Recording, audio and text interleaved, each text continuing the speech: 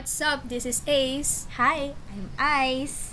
And you're listening to the Rainbow Portal Podcast. Woo! Hi, Ice! So, Hello. what is today's episode? Anong episode na ba tayo? Grabe, we're down to episode 5 na. Can you believe it? Oo nga, ayun, sa kalagitnaan na tayo. Actually, malapit na tayo matapos for this season. Excited na ako sa season 3, actually. Season 3 agad. Oo nga eh. Ang advance mag-isip. Pero grabe, ang bilis nung pacing natin kung kailan nagsimula lang ulit tayo nung season 2. Tapos ngayon, eto na, may episode 5 na tayo. Totoo. Grabe. This is fulfillment, achievement for us. True. Diba? Ayun. So, ano ba itatakal natin today sa episode 5? Feeling ko itong episode na to, madaming makaka-relate, lalo na sa mga independent people out there. Tama. Lalo na sa mga introverted people. Yes. Na gusto lang lumabas alone. To have their alone time. Me time, kumbaga. For sure, madaming makaka-relate na mga independent people sa episode natin na to, 'di ba? Hindi pa siya nano-normalize kasi sa society natin. Parang may mga nag-overanalyze pa din ng mga tao na ay, pag nakita nilang kumakain mag-isa yung isang tao or namamasyal mag-isa, isipin nila malungkot agad, ganyan. Oo nga. 'Di ba? So, eto na, ang episode natin today ay tungkol sa mga independent or introverted people out there who enjoy doing things alone. Tama. Ano ba standpoint mo dyan, Ice? Are you okay with eating alone? Or nahihiya ka bang mag-order sa fast food? Hindi. Or sa family restaurant? Hindi. Kasi na-experience ko na din siya on hand. And feeling ko dapat nga ma-normalize natin yung mga bagay na usually ginagawa natin with group of friends or pag kasama yung family, gawin mo din mag-isa kung kaya mo. And if you enjoy your alone time or gusto mo lang maghanap ng something new to do, and to enjoy doing it alone. Totoo. And sometimes you just want to eat eh. Tapos mag-isa ka, di ba? May ginagawa ka, may pinapasa kang requirements, gano'n. Tapos gusto mong kumain. Wala magagawa, mag-isa ka. Di kakain ka mag-isa. One time, kumain ako mag-isa after school, kumain ako sa Carinderia, sa Mama Leng's. Tapos nakita ko yung classmate natin doon. Tapos tinanong niya, ikaw lang mag-isa? Tapos ayaw niya maniwala na ako lang mag-isa na kumakain. Ayun, wala lang. Parang, it's normal. You can eat alone. Wala namang mali siya doon. Tsaka, diba, may nauso sa TikTok ba yun? Yung mouse moment ba yun? Oo. Yung kapag kumakain ka mag-isa. Oo. Pero usually sa secluded area siya, ganon. Tapos ikaw lang din yung nakakaalam. Oo. Hashtag Meron din na moments. uso na kapag, sa TikTok din alam ko to is, kapag kumakain ka sa mag-isa, kasi merong na-videohan daw, lalaki ba yun o babae? Basta, tao, sa Jollibee ata. Basta fast food, tapos sinasabi, kawawa naman, mag-isa, ganun. Parang ganun, which shouldn't be, or shouldn't happen. Kasi parang, yun nga, gaya ng sabi ko kanina, naninibago pa yung ibang tao sa ganong concept na ginagawa mo yung mga bagay ng ikaw lang mag-isa. Na usually, sanay sila na nakikita na by pair, by trio, or by a big group of friends na dapat ginagawa mo yun. And parang disrespectful din sa privacy nung tao na kukuhan mo siya ng video or ng pictures without his or her consent. Tapos, i-upload mo sa social media and then mag-a-assume ka ng isang story without verifying kung totoo ba talaga na malungkot nga siya kaya siya kumakain mag-isa, ganon. Pero may mga tao talagang ayaw kumain mag-isa, no? May kilala din akong mga classmates or blockmates na ayaw nila kumain mag-isa actually. Lagi sila nag-aaya na may kasama. Siguro, iba-iba lang talaga. It depends on their preference. Pero ikaw ba, how do you enjoy your alone time? Ako, as an introvert person, yes, hindi man halata, pero introvert talaga ako.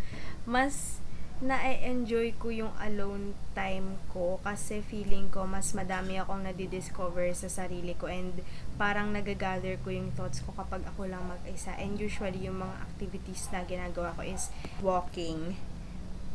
Lalo na kapag yung nagsistroll ka lang sa overrated na yung mall, sige, pero sasabihin kong sa mall kasi wala masyadong green spaces na malapit dito. Pero, Tuwing ka nagwa-walk? huwag mo nang tanungin. Okay, sorry. Joke lang. Sige, continue. Hindi. Before, active ako na maglakad. Pero ngayon, lately, couch potato ako. Kaya hindi yung ko masagot. walking. Yeah. Yung walking na nung sumabay tayo sa sa People's Park. Hindi yon. Ayun, general walking lang. General walking. Alam kong fail ako sa exercise part. Huwag mo nang masyadong ine-expose yung Sige, lifestyle continue. ko. Anyways, walking, like as in walking lang, naglalakad ka lang sa mall, ganyan. Mhm. Or, basta sa kung may green spaces man akong malalaman or napuntahan, mas ina-enjoy ko siya na maglakad actually. And then, journaling, yun yung mostly ginagawa ko kasi, Wow. although hindi na yung super artsy na may design or organize siya by color, pero yung writing lang talaga para ma-enjoy, hindi ma-enjoy, para lang ma-organize ko yung mga feelings, yung mga thoughts inside my head. And usually, therapeutic siya, lalo na kapag ginagawa mo sa labas. Either Okay. sa park, ganyan, or sa cafe. Para mas Naks. productive siya. Naks. Pero anyways, and then, watching films. Actually, may isa akong goal sa bucket list ko na hindi ko pa talaga na-experience pero gusto kong maranasan na manood ng movie na gusto kong panoorin movie sa sinehan na ako lang mag-isa. Kaya I want to cross that out on my bucket list very, very soon. Ikaw, Ace. Kaya mo yan. Punta ka sa cinema ngayon. I think meron pang pinapalabas na maganda movie. Wala pang na catch ng interest ko. Pero, recently pinanood ko yung After Sun kasi pinalabas siya dito. And it wrecked me. Yan ba yung kay Jennifer? Hindi. Kay Paul Mescal. Okay. Baka uncultured ko naman. Yun. Pero, ayun. Sige, Ikaw I'm ba, gonna check Ace? that out. Ako, how do I enjoy my alone time? Every day is my alone time, charot. How do I enjoy it? Ewan ko, na-master ko na siguro yung the art of being alone. Kasi, ever since I'm alone, ang sad naman nun, pero hindi ganun yung gusto ko iparating. Only child kasi ako, tapos lagi akong mag-isa sa bahay kasi nag-work yung parents. And nasanay na ako maging independent kapag nasa school or nasa labas. So, naturally, I just enjoy my own company. Like, sanay akong kumain mag-isa kasi minsan kailangan, minsan gusto ko lang. Lalo na pag nagka-crave ako. Tapos, I enjoy it by reading books. I could go on a day of reading book without any interruptions. Except, siguro, if I need to eat. Like, the whole day lang talaga hanggang hanggang gabi, nagbabasa lang ako. Pwedeng ganun. Or minsan nagja-jogging ako sa umaga. Alone. Minsan kasama kita kaso isang beses lang nangyari. Ayun.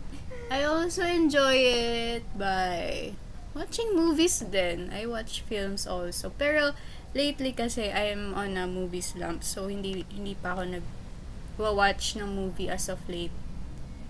And listening to music.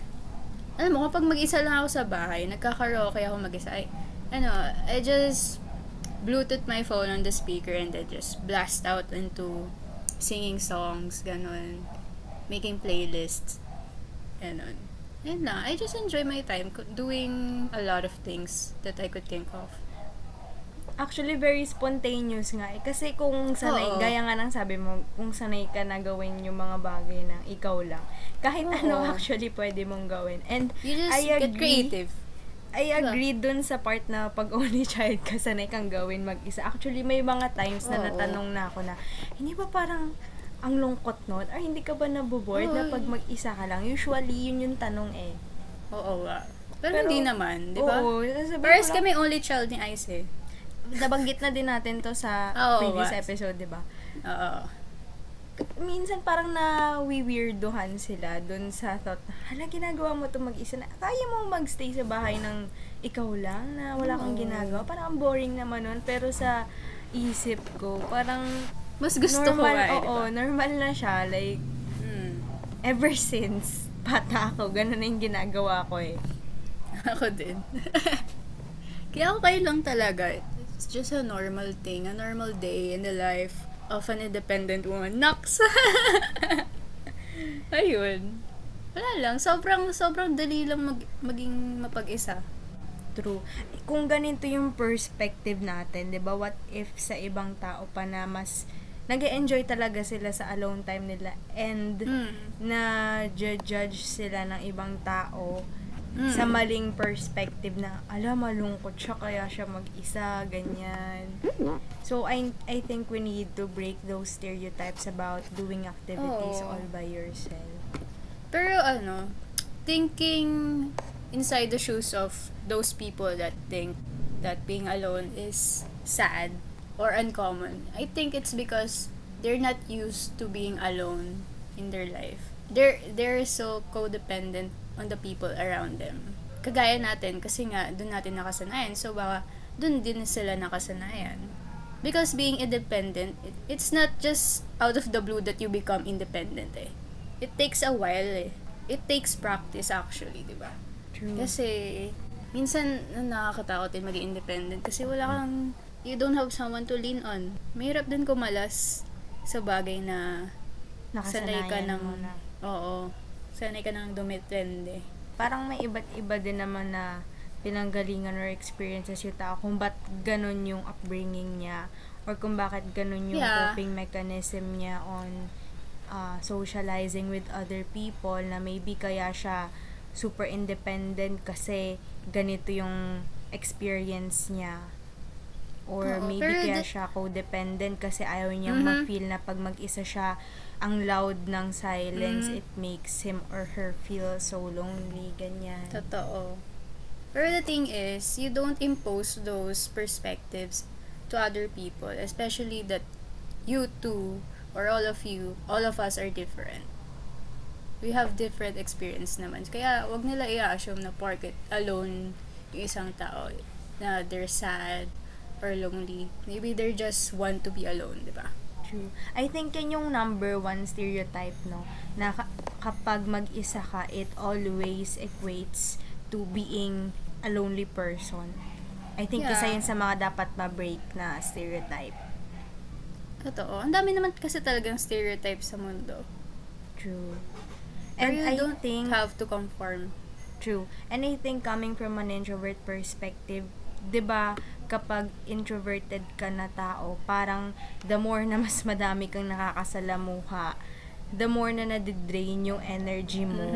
Unlike Oo. kapag ikaw lang muna mag-isa, parang kaya mong balansehin or matimpla yung way of socializing skills mo para kung paano mo Oo. i-present yung sarili mo sa ibang tao. And we have social batteries nga din, di ba? The word social batteries. Agree. Minsan kapag na-drain ka na, wala ka ng energy na makipag-socialize sa iba, so gusto mo na mapag-isa. Di ba? True. Yun na talaga. And sometimes kasi, malay mo kaya mag-isa sila, mas nagiging productive sila na gawin yung mga bagay na dapat gawin nila. Unlike, kung may kasama sila, parang mas distracted, ganun. Kasi may ibang situation na ganun eh. Mas effective sila kapag mag-isa lang sila and gagawa nila on time yung mga activities na dapat nilang gawin. Oo. Tapos may ibang tao din na na-intimidate sa mga independent, di ba? True. Sa Stereotype tingin- number 2. Oo. Sa tingin nila, like, snob, masungit. Kasi, kasi, di ba kapag mag-isa ka, tapos wala ka naman ngingitian, may tinatawag na resting bitch face. RBF nga. So, akala nila, masungit ka. Neutral face mo lang naman yan. May mga tao kasing mukhang masungit, di ba? Pero kapag kinausap mo, mabait. True. Actually, may na-experience na ako na ganyan. Hindi ko na maalala kung sang momento ng buhay ko. Pero, sabi niya, yung first impression niya daw sa akin noon is intimidating ako. Kaya hindi niya ako agad kinausap. When it turns out, nung mas nakilala na niya ako, ang kalog ko raw pala, ganyan ang funny ko as a person. Pero hindi ko magets kung saan niya nakuha yung intimidating. Kasi, nagulat din ako na, kaya may ganun palang, may ganun palang perspective yung ibang tao sa akin. Or maybe siguro napapansin din nila minsan na kapag mag-isa ako. Iba din kasi yung facial expressions ko kapag mag-isa ako compared kapag may kasama ako. Kapag mag-isa si Ice, mukha siyang English teacher na masungit. Ang specific naman ng English teacher. Kasi yung mga English teacher may specific na expression sa mukha. Ewan ko kung bakit. Ewan ko kung universal experience lang to. Bakit ganun yung mukha nila? Hindi sila pangit Ewan ko, yung mga English teacher mukhang elegant na, masungit na strict. Ganun, wala na. Okay, sige, tatanggapin ko kasi may elegant. At pala, di ko na sinabi. Pero yun, ako, di ba laging impression sa akin, masungit daw. Tsaka kahit ngayong college, maraming na-intimidate sa akin. At first. Pero hindi naman. Intimidating ba ako? Hindi naman, guys, diba? Guys, si Ace ang pinaka-soft na person. Nakilala ko. Don't expose. O hindi kaya? Hotdog? Hindi kaya? I'm not soft. Siya ang pinaka-malumanay, pinaka-chill, soft and chill person na nakilala ko. Kaya malayong-malayo yung description na intimidating sa kanyang vocabulary. Okay lang. Okay lang. I think it's because of the eyebrows. Ako naman dati yung naka-art impression ko sa'yo, tahimik ka lang. Pero, hindi ka agad makikipag-usap sa mga tao like ng basta-basta. I mean, hindi ka approachable. Dapat ikaw yung unang i-approach. Hindi ako approachable, pero ako wait, how do I put it into words? Hindi yung ikaw yung unang mga approach, kumbaga. Dapat ikaw yung lalapitan, ganun. Pero parang hindi ka agad kasi nakikipag-usap sa ibang tao. Ay, ganun ka rin naman eh. Yan din na impression ko sa'yo, tahimik ka lang. Pero ayaw kita i-approach. Well, the tables have turned. Uy! Meron ka ng lifetime subscription ng pagkakaibigan sa akin. Who would have thought? Cancel ko na po. I cancel the subscription. Bawal ipa-void. Anyways, 'di ba? Yun yung mga kaya nga may sinasabi tayo na don't judge the book by its cover. Kasi hindi naman yun yung kaso palagi. It's not always the case. Tama. Kasi maybe yung tao na yun or kunyari, ikaw, sabi mo nga yung eyebrows mo, baka yun yung nagbibigay sa'yo ng intimidating vibe. Siguro nagpo-project ka lang ng strong aura sa paningin nila, pero hindi naman yun yung full personality mo, di ba? May layers ka, may depth. So may alam ko pa bang stereotype? Yung kapag mag-isa ka, automatic wala ka ng kaibigan. Or hindi ka pala kaibigan. Ouch! Grabing assuming yun Grabe yung pag-a-assume na wala kang kaibigan. Porket mag-isa ka, wala kang kaibigan. Baka masama yung ugali niya, kaya siya mag-isa. Yung ganon, di ba usually? Ganon naman lagi unang isipin ng tao eh. Oo nga, sabagay. Like, di ka ba nakikipag-friends? Bakit mag-isa ka lagi? Ganon. Malay mo yung kaibigan niyan sa ibang school. Malay mo yung kaibigan niya, hindi mo lang nakikita. Multo. Pero feeling ko, mas importante pa rin talaga yung quality kaysa yung quantity. Totoo. pagdating sa friendship. Hindi mo naman masusukat na, okay, may group of friends siya or meron pa siyang ibang friends aside from her group sa certain place na to. Sasabihin mo na friendly siya, ganon. Totoo. Mas gusto ko yung konti lang, pero alam mong nandyan palagi. True. Kahit hindi kayo mag-usap araw-araw. True. Ako, I prefer small, low maintenance, long distance, casual friendships. Red flag ka pala. joke lang sa long distance. Pero 'di ba, gets naman. Oh, gets. Hindi porket mag-isa ka most of the time. I-assume mo na dun sa person na yun na wala siyang kaibigan or hindi siya pala kaibigan. Kasi in the first place, hindi mo pa naman siya kilala ng buo. Yeah. So, Maybe they're just being cautious of who to be friends with. Oo. So, stop overanalyzing and assuming things Yeah. when you are not in that person's shoes. If you're listening, mayroong background music since we're recording this during the period na may habagat in our Totoo. area. So, Stay safe and dry nga pala. true. Isipin nyo na lang, may pagka-low-fi tong podcast this episode. With rain Rain falling in background. the roof background kind of Tama. vibe. Ay, mas soothing kaya yun. Calming. Diba? Ayun, may background music tayo. Okay, sige. Therapeutic. Tama. And bas lumalakas Ayan, na lumakas siya. lalo. Well, hindi kami weather reporter, pero gusto lang namin maglagay ng disclaimer since hindi naman natin kayang kontrolin yung weather. Well, anyways, going back to our topic, yung Yeah. number 3 na stereotype is kapag mag-isa ka, wala ka na agad kaibigan. Diba? Gaya nga ng sabi namin Oo. kanina ni Ace na huwag kang mag-assume ng mga bagay kapag hindi mo naman talaga totoong kilala yung tao na yon.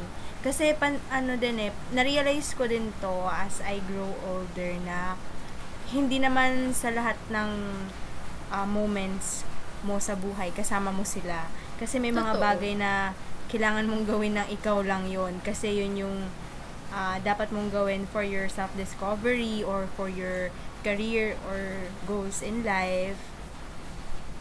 Hindi sa lahat Yeah. ng panahon kasama mo sila. So, we all have our own lives to live. Totoo. So, in conclusion, ang pinaka-point lang natin dito is that all of us have different experiences, different perspectives. We just have to live by it. And, kung hindi mo business yon, then don't mind their business. Yeah? Mind your own business na lang. Diba? Diba? And I think yung pinaka-bottom line talaga nito is to normalize this kind of concept na you do things Yeah. alone. Kasi, if you try to discover or experience new things by your own, you get to learn more about yourself. Na, Totoo. okay, nag-enjoy pala akong gawin to kapag ako lang na, may nalaman ako sa sarili ko na bago ngayon, na hindi ko na-discover kapag kasama ko yung ibang tao. Parang Totoo. way of reconnecting to yourself din, kumbaga. Yeah. And may message ako for the hyper-independent people out there. Na just continue being who you are. Pero also, don't be afraid to ask for help from others. Kasi, mahirap maging independent always. Kasi nga, no man is an island. Period. Yes. Ako Ayan, naman, feeling ko, as long as you feel comfortable and able to express yourself, you do you. Pero, wag mo din kakalimutan na may mga tao na willing kang suportahan or nandyan para sa'yo if ever you need someone to lean on or if ever you need someone to help you out there. Kasi, okay, it's all fun and challenging and risky to learn things all by yourself. Pero, at the same time, we also need guidance from those who have more experience or older than us. Kasi may mga mapupulot tayo at matututunan tayo na life lessons and advice that somehow we might take from them, somehow applicable to our situations. Kasi hindi naman sa lahat ng pagkakataon tayo lang lagi yung may alam. 'Di ba? Tama. Kaya naniniwala din ako dun sa mga kasabihan ng mga matatanda na papunta ka pa lang, pabalik na kami. So, okay lang na maging independent ka, but it's also not that bad to ask for someone's help, especially if you need it the most. Yeah. Just someone to guide you lang din. Tama. And, sige. Sorry, may dagdag pa ako. And other people's opinion shouldn't matter because it does not define you. Their words do not define you as a person. Period. Slay. And being alone is different from being lonely. Yeah, it's okay to eat outside alone. Eat in a restaurant, family restaurant, or go to the movies alone. It's okay. It's okay to eat alone, go to the movies, go to a park, go to karaoke place by yourselves.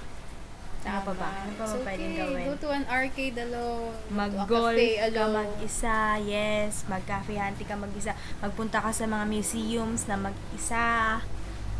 Tama. Travel alone is okay. Go Yes. lang. Do it. Alam mo, isa din pala to sa bucket list ko. Parang dapat may mapuntahan ako outside Metro Manila na ako lang. Ako lang yun. But traveling alone could be so scary. Liberating and scary and challenging, especially if you are foreign to that place. Totoo. Anything foreign is scary. Super scary. Kailangan mo ng matapang na puso. Wow. Tsaka survival skills. And dapat mabawasan yung pagiging introverted kasi dapat lagi ka magtatanong. Mahihiyang magtanong. Tama. So, ang dami ko natutunan for today's episode. May natutunan ka ba? Ako din. Super. I think dito, all those introverted, independent girlies are seen and appreciated. I hope they are represented well. Oo nga. And I also like our title, ha? I do things alone. What about it? Nox. May sass. May emotion. What about it? Pagsabi ng episode title na yon. So, ayun. Well, Thank you so much for listening. Woo! So, you can listen to this episode through YouTube and Spotify. Our YouTube channel is Rainbow Portal Podcast. So, in Spotify, you can just search Rainbow Portal Podcast. You will see our podcast account there. And our episodes, also from our season 1, from our previous season. You can also listen to that if you haven't. Wala na kasi yung Anchor, guys. So, sa Spotify na tayo and YouTube. We're going to post our highlights there also. So, you can check it anytime. Thank you, guys. See you next time. Yeah, see you again next time. Bye-bye. See you next time.